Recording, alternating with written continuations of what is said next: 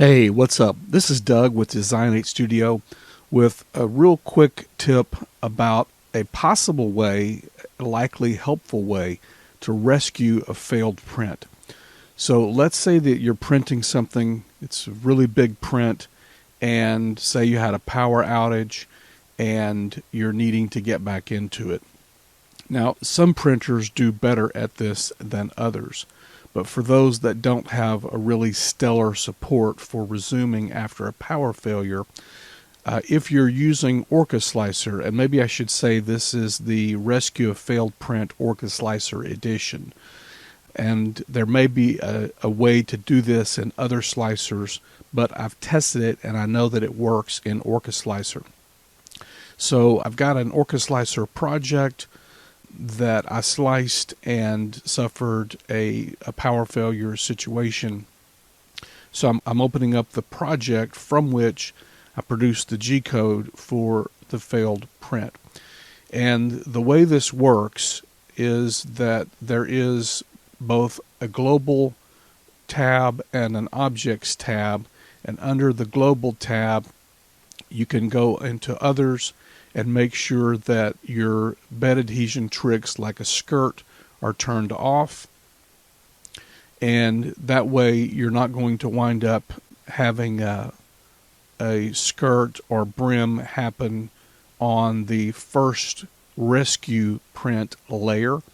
And then the second way that it works is to edit the machine G-code and to add a line right here that's going to change, it's going to globally change the Z height of the machine.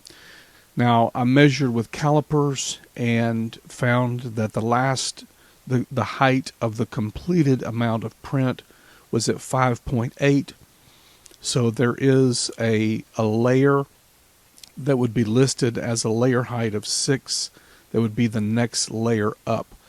And so what we would do is we would set this line in here and tell it that we need to go to a global offset G height of 6.0.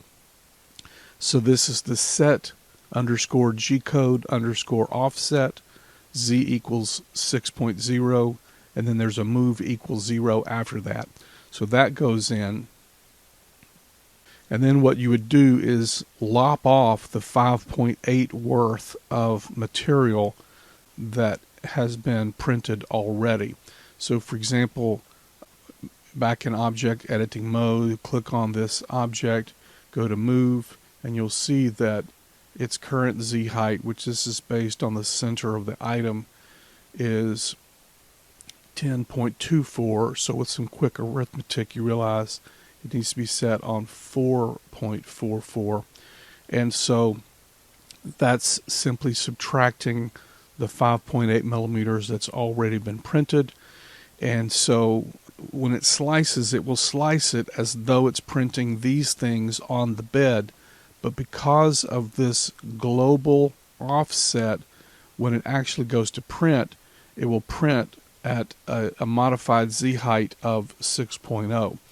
And so that will leave 0.2 millimeters of distance between the nozzle and the failed print, which is the perfect amount of space for the filament that's coming out. And again, I've tested this with OrcaSlicer and I know that it works. I can't vouch for this working for any other slicers, although there's a family of slicers from which the OrcaSlicer is forked, and I would imagine that any of those family of slicers probably it would work. But where I'm really hesitant is about saying that this would work with CoreXY or some slicer from some other manufacturer. So I hope this helps, and if so, please chime in the comments and let me know what your success with it was. And if it doesn't work for you, chime in and let us know as well. Again, this is Doug with Design 8 Studio, and until the next video, I wish you happy making.